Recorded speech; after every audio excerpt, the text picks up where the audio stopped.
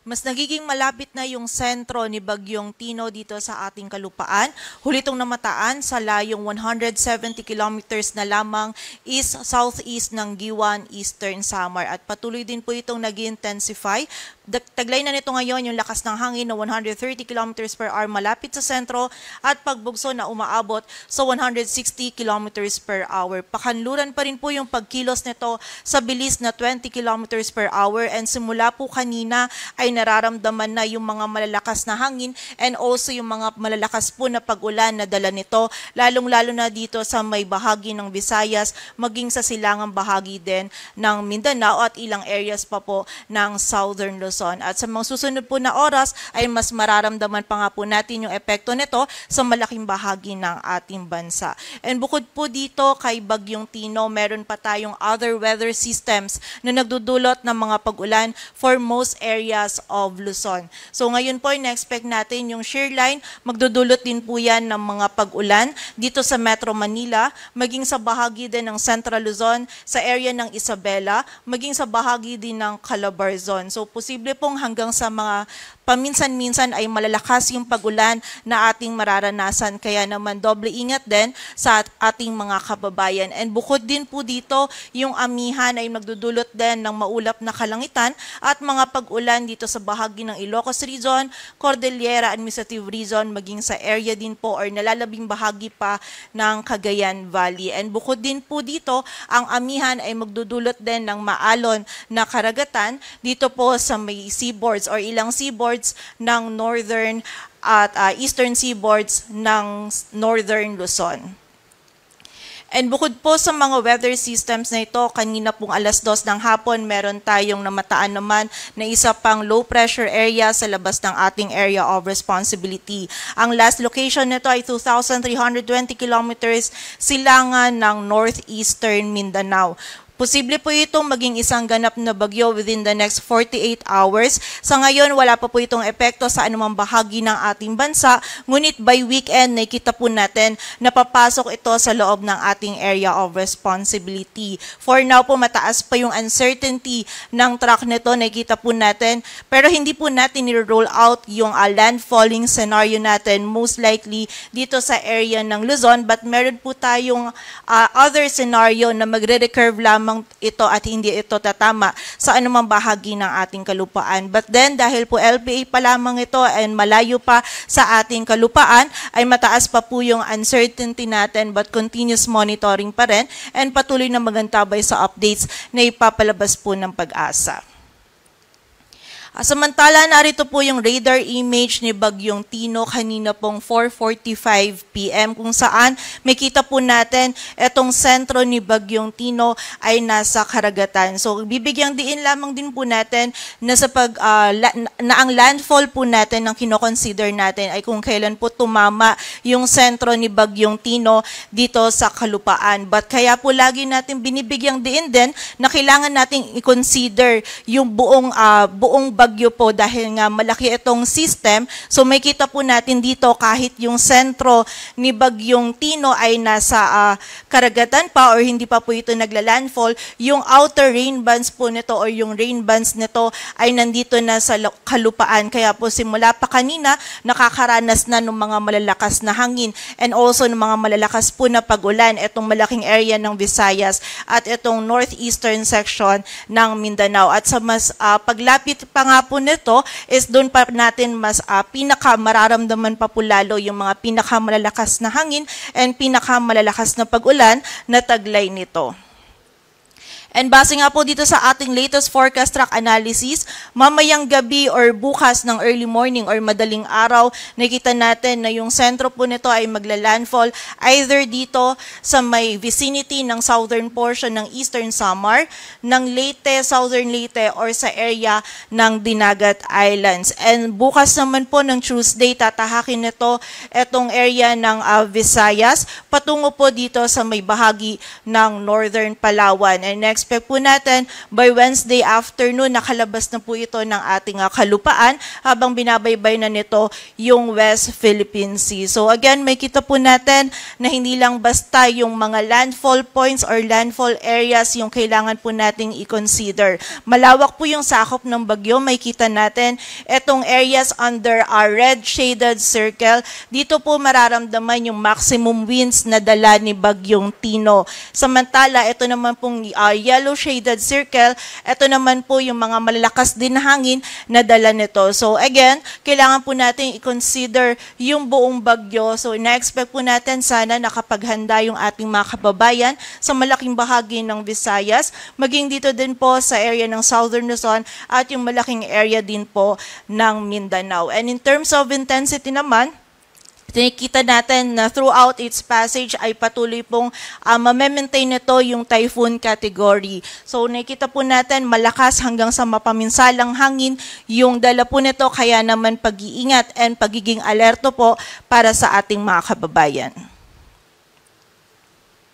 At sa kasalukuyan nga po, dahil mas papalapit na si Bagyong Tino sa ating kalupaan, ang wind signal number 4 po natin ay nakataas dito sa may extreme southeastern portion ng Eastern Samar, sa southern portion ng Leyte, sa southern Leyte, Camotes Island sa northeastern portion ng Bohol, Dinagat Islands, maging sa Siargao and Bukas Grande Island. Samantala, wind signal number 3 naman sa southern portion ng Eastern Samar, southern portion ng Samar, sa central portion ng Leyte, northern and central portions ng Cebu kasama na yung Bantayan Islands, sa central and eastern portions of Bohol, sa northern portion of Negros Oriental, northern portion ng Negros Occidental maging sa Guimaras, sa eastern portion ng Iloilo at sa rest of Surigao del Norte. Samantala, wind signal number 2 naman sa central portion ng Eastern Samar, central portion of Samar,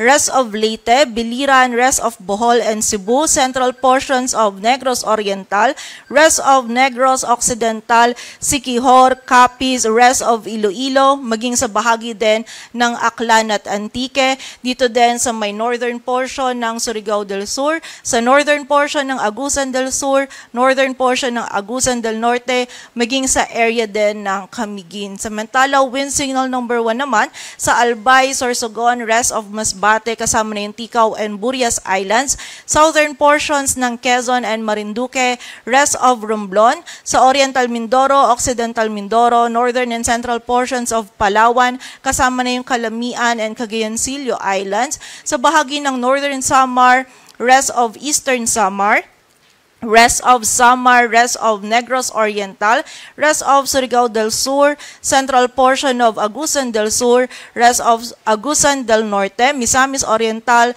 northern portion ng Bukidnon, northern portion ng Misamis Occidental, maging sa northern portion ng Zamboanga del Norte. Kung saan dito po sa mga areas na nabanggit po natin, lalong-lalo na sa areas under wind signal number 3 and 4, dun po yung makakaranas ng pinakamalalakas or pinakamapaminsalang hangin na dala ni Bagyong Tino. And yung ganito po kalakas ng mga hangin ay posible po itong magpapatumba ng puno, ng poste, makasira ng kable ng kuryente. So during the passage ni Bagyong Tino, ay posible po tayong mawalan ng power supply and magkaroon din ng interruption sa communication. Yung mga structures po na gawa sa light materials, significant damage po yung maaaring idulot ni Bagyong Tino and also maaari din itong makasira sa ating pananim. Kaya po sana nga ay nakapaghanda ang ating mga kababayan and patuloy din po tayong makipag-ugnayan sa ating mga LGU. And during the passage din po or habang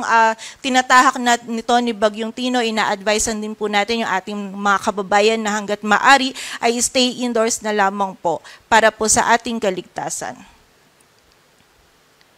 Samantala, bukod po dito sa mga areas natin under wind signal, dulot po ng amihan makakaranas din ng bugso ng mga malalakas na hangin. Itong area ng Cagayan Valley, Cordillera Administrative Region, Ilocos Norte, Ilocos Sur, Aurora, Bulacan, Nueva Ecija, Bataan, dito sa Metro Manila, Calabarzon, Mimaropa, at sa bahagi din po ng Bicol Region. And na-expect po natin bukas maging sa Wednesday ay magpapatuloy po itong bugso ng mga malalakas na hangin na ito na dulot ng amihan. And sa kasalukuyan nga po, ito yung mga areas natin kung saan may nakataas na po tayo na heavy rainfall warnings na pinalabas po ng ating PRSD as of 5 p.m. today. So meron na po tayong mga nakataas na yellow warning for the northeastern portion po ng Mindanao. Dito din sa may Camiguin, Misamis Oriental, sa bahagi din po ng Agusan del Sur. Dito din sa ilang areas ng Surigao del Sur at sa Agusan del Norte. Samantala, meron din po tayong yellow warning dito sa may Sorsogon, maging dito din po sa area ng Camarines Norte at dito sa Occidental Mindoro. Samantala, orange warning naman po dito sa may Surigao del Norte, Dinagat Island sa malaking bahagi or dito po sa area ng Northern Samar. Samantala, dito din po sa bahagi ng Negros Oriental. And red warning na po yung ating heavy rainfall warning na ipinalabas ng ating regional offices dito sa may Panay Island and also dito din sa may Guimaras, Negros Occidental, sa Cebu, Bohol, maging dito din sa Leyte, Southern Leyte, Biliran, dito din sa bahagi ng Samar at Eastern Samar. So sa kasalukuyan po, ito naman yung rainfall outlook natin or yung 24-hour rainfall forecast kung saan ngayon po hanggang bukas ng hapon ay marami pa rin po yung mga pag-ulan na ating mararanasan. More than 200 millimeters of rainfall pa rin dito sa Eastern Samar, Leyte, Southern Leyte, Dinagat Island, Cebu, sa bahagi ng Negros Occidental, Guimaras, Iloilo, Capiz at Aklan. Ito po yung time kung saan naglandfall or nagkaroon na ng initial landfall itong si Bagyong Tino and binabaybay na rin po nito itong area ng Visayas. Samantala, 100 to 200 millimeters of rainfall naman dito sa Oriental Mindoro, Romblon, Masbate, Sorsogon, Northern Samar, Samar, Biliran sa bahagi ng Antique, Negros Oriental sa Siquijor, Bohol, Camiguin, Agusan del Norte at Misamis Oriental maging sa Surigao del Norte. Samantala, 50 to 100 naman po